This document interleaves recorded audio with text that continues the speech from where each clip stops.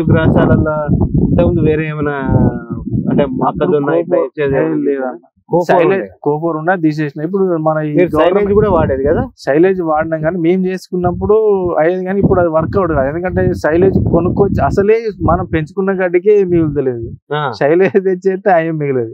కాకపోతే దాని మీద గవర్నమెంట్ ఇప్పుడు ఏపీలో ఉందా లేదో గవర్నమెంట్ ఇస్తుంది అక్కడ. ఏపీ గవర్నమెంట్ ఇంతకుముందు సైలేజ్ కూడా ఇచ్చేది, వాళ్ళకి సబ్సిడీ కూడా ఇచ్చేది. ఇప్పుడు అది రూపాయి, మన తెలంగాణలో లేదు. రూపాయికి ఏదో కేజీ ఇచ్చేది. ఈ గవర్నమెంట్ ఆ గవర్నమెంట్ అని కాదు, ఏ గవర్నమెంట్ చేయలేదు తెలంగాణలో. ఇట్లాంటి డిఫరెంట్ ఇనిషియేటివ్ చేయాలంటే మనుషులకు ఏదైనా ఉపయోగపడేది చేయాలి రైతుల మీద అని ఒక ఆలోచన ఉంటే తెలంగాణ గవర్నమెంట్ చేయలేదు. కానీ ఆంధ్ర గవర్నమెంట్ రెండు వచ్చాయి. జగన్ ప్రభుత్వంలో అయినా చంద్రబాబు ప్రభుత్వంలో అయినా చాలా ఇనిషియేటివ్స్ తీసుకున్నారు. ఇట్లా ఏది సేలేజ్ గడ్డి మిషన్లు తెప్పించి కట్ చేయించి అదే రూపాయి కేజీ ఇచ్చి అట్లాంటివి చేస్తేనే కదా రైతు బాగుపడేది. అలాంటివి చేయనప్పుడు రైతు కష్టకాలమే ఉంటుంది.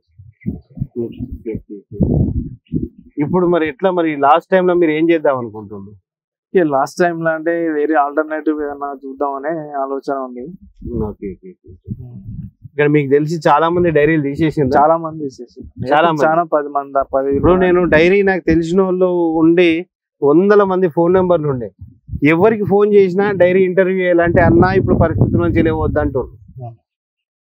మీ తమ్ముడు కూడా అదే పరిస్థితి, నేను కూడా తమ్ముడికి అదే పరిస్థితి, నువ్వు అదే వద్దన్నావు. బలవంతంగా ఉన్నది ఉన్నట్టు చెప్పండి అన్నా కూడా. ఎందుకంటే ఇప్పుడు సంతోషం లాభం వచ్చినప్పుడు సంతోషంగా చెప్తాం. ఇప్పుడు లాభం రానప్పుడు బాధలో ఉన్నప్పుడు చెప్పాలంటే మనకెందుకు కావాలి ఇప్పుడు అంటే రైతులు కొత్త ఇప్పుడు మనం ఎట్లయినా ఇప్పుడు ఉన్న పరిస్థితి మనకు అర్థమైపోయింది. కానీ కొత్తగా వచ్చే వాళ్ళకు ఎంతో కొంత ఉపయోగపడుతుంది, ఇప్పుడున్న పరిస్థితుల రీత్యా ఉపయోగపడుతుంది అని చెప్పి మనం ఇవన్నీ చేయడం జరుగుతుంది. సార్ జెర్సీను ఇవే ఉండేది. ఇప్పుడు ఇన్సెమినేషన్ చేయిస్తారా? బుల్ ఉన్నదా? ఏమన్నా బుల్ ఉన్నదా? ఓకే. అంటే ఇన్సెమినేషన్ చేస్తే మంచి వస్తుందా బ్రీడ్? వస్తుంది కానీ సరే మనం టైంకు ఉండవచ్చు, వాళ్ళ మిత్రులు ఎవరు వాళ్ళు టైంకి రాకపోవచ్చు, రిపీట్ అవుతా టైం లాస్ అవుతా ఉంటది.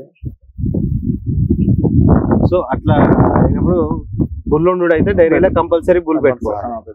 ఓకే. ఆ దేశీయ మీదేనా? ఆ దేశీయ అది షెడ్ లో ఒకటి ఉండాలి, ప్లస్ అది విన్నప్పుడు మనకు ఇంట్లోకి పాలు అవసరం అని ఒకటి తెస్తే.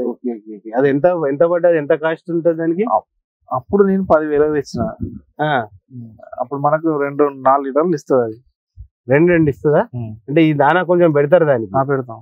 దానా పెట్టకుండా ఇయ్యేది అది 4 లీటర్లు ఇస్తుంది అంటే మంచిదే. అప్పుడు 10,000 తెచ్చిందా? చిన్నప్పుడు. గడ్డికి కట్టలు కట్టిస్తున్నారా? గడ్డి కట్టలు, వరిగడ్డి అవేనా?